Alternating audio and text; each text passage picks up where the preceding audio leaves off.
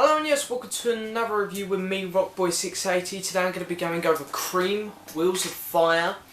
Just kind of wanted to do a kind of Clapton related album, but I thought I don't really fancy doing a Clapton one today.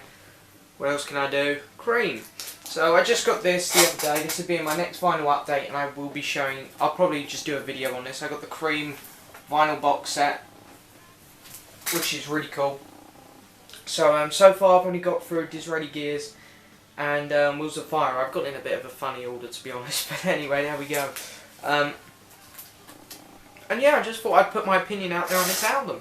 So all I'm going to do is I'm going to do the usual. I'm going to give you a bit of information on the album. I'm going to go over each song individually, show you my copy of the vinyl record, then I'm going to give it a mark out of 10. So anyway, Cream, Wheels of Fire. So Cream, of course, was made up of Jack Bruce, who recently passed away, very sad, Eric Clapton, do I really need to explain who he is, and Ginger Baker. And what a lineup, fantastic. Great stuff, one of the best vocalists, one of the best bass guitarists. I love Jack Bruce's bass playing, especially on this album. And Eric Clapton is just a straight up legend in my mind. I love him, he's brilliant. Okay, so the album was released on the 9th of August 1968. It was a double album, ranked in got to number 3 in the UK charts, which is pretty decent, and number 1 in the US charts. And it is their third solo album, and it followed Disraeli Gears. So a tough act to follow, because you got to think Disraeli Gears had Strange Brew and Sunshine of Your Love on. Sunshine of Your Love being probably their most famous song. However, they do follow it up with White Room, which is amazing as well.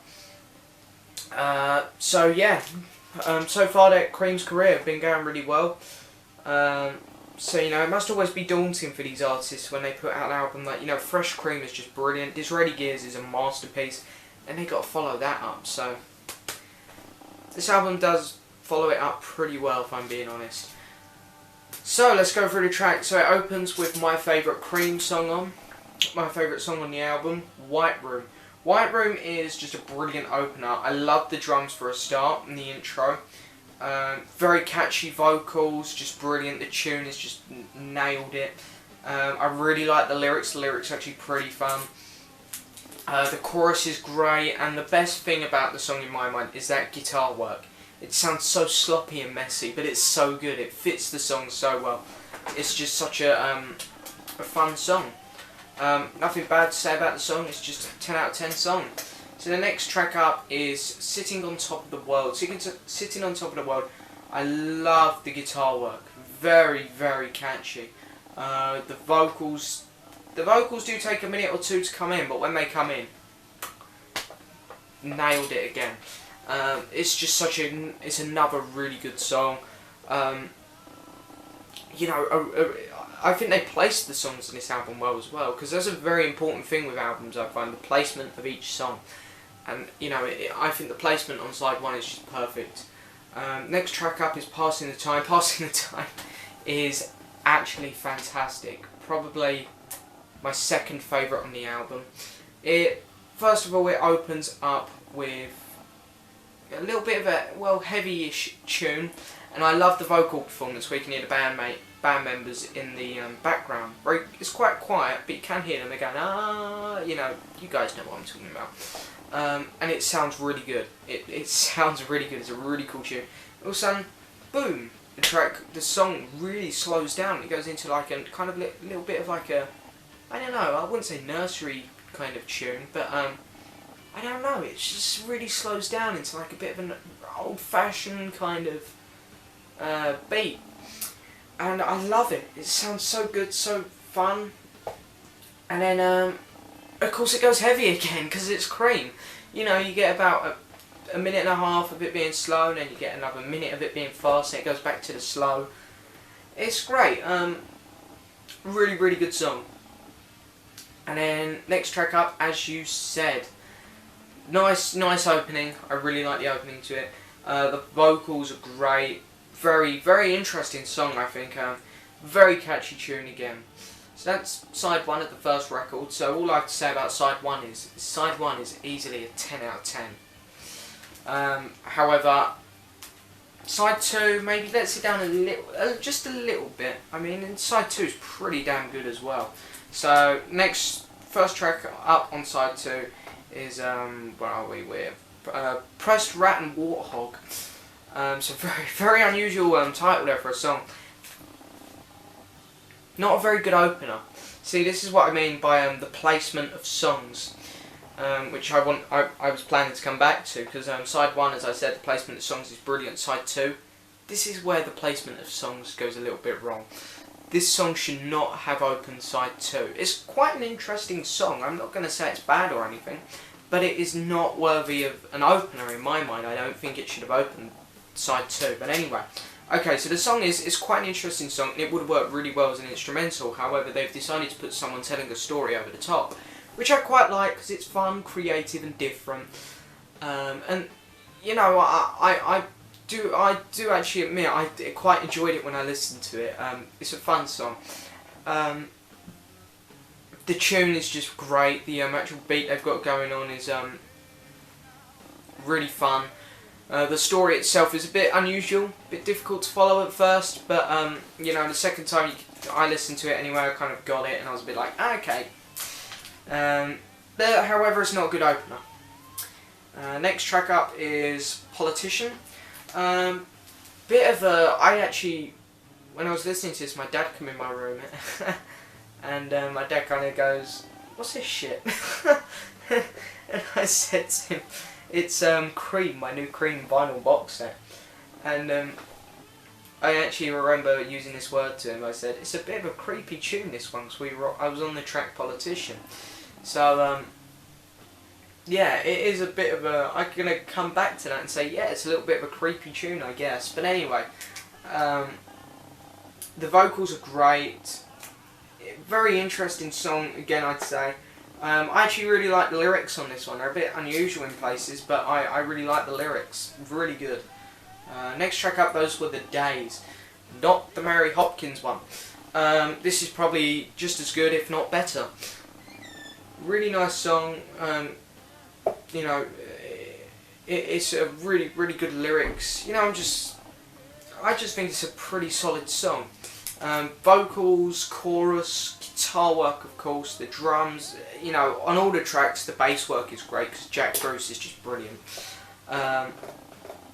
You know, great. Born Under a Bad. Have I said that? Is it Born Under a Bad? Born Under a Bad Sign. Okay. I didn't write sign down on my notes. I really like the lyrics again. The guitar work is great. The vocals are good. Now, you're probably picking up here that I'm kind of referring back to the same things quite a lot. And that's because with this album, I find, especially when you get about halfway through side 2, you kind of think, it's getting a little bit repetitive now. The songs aren't really shining through as their own. The only ones which really shine through as their own, probably Passing the Time, White Room, and yeah, that's about it. Apart from that, they all kind of, each song sounds really similar to the other one, which is the problem with this album. All sounds too similar. Not that the songs are bad, the songs are great. However, they all do sound very similar. But anyway, you know, Born Under a Bad Sign is still a good song. And now we get to the last track, Desert Cities of the Heart. Have I said that one right as well? Deserted Cities of the Heart. My notes. Jeez, anyway. It's a nice closer, and actually I really like this one. This is a really good track. The lyrics are fun, the vocals, the chorus, all great. Probably the best song on side 2. Or it's between that and this. Those Were the Days. So, overall, White Room, Sitting on Top of the World, Passing the Time, as you said, Those Were the Days, and Deserted Cities of the Heart are my favourites on the album. Now we're going on to the bonus vinyl with some live tracks on. So we get Crossroads. Crossroads is amazing. This is an amazing song. Eric Clapton taking lead vocals here, and of course he doesn't do that too much on the Cream albums. But, you know, I I'm more of a fan of Clapton, so I actually like hearing him take the lead vocals on a bit more. So Clapton nails it. He's such a talented guy. This is why he goes down as one of the best guitarists, musicians of all time, because he is. And he shows it in his song. Brilliant. Next track up is Spoonful. Interesting song, I guess. A little bit too long, and you know, you kind of get a bit fed up with it after a while. It's nearly 17 minutes long. So yeah, Train Time on the second side of the bonus vinyl is, at first I thought, wow, this is great, I love the harmonica. And the song just fails to change. It just kind of, it's, in the end, you're just a bit like, oh sorry. Anyway, last track up is Toad. Toad, I liked the first, let's say, 5 to 8 minutes of, because it's kind of like a heavy rocker, and it's nice instrumental, and then all of a sudden it goes into a really cool drum solo, and it's a brilliant drum solo, fantastic. However, the drum solo never ends, and it goes on for nearly 17 minutes again. So, yeah, bonus vinyl, I only like the first track, Crossroads. Anyway, here's the vinyl. This is not an original, it is from the 2014 vinyl box set. I love the cover to pieces. The cover is amazing. However, I'm not sure how the cover fits in with the album. But it is a bloody good cover. I really do like it. Wheels of Fire. And we got it written up there in case you forget it. Back cover. And got Wheels of Fire again in case you forget it a second time.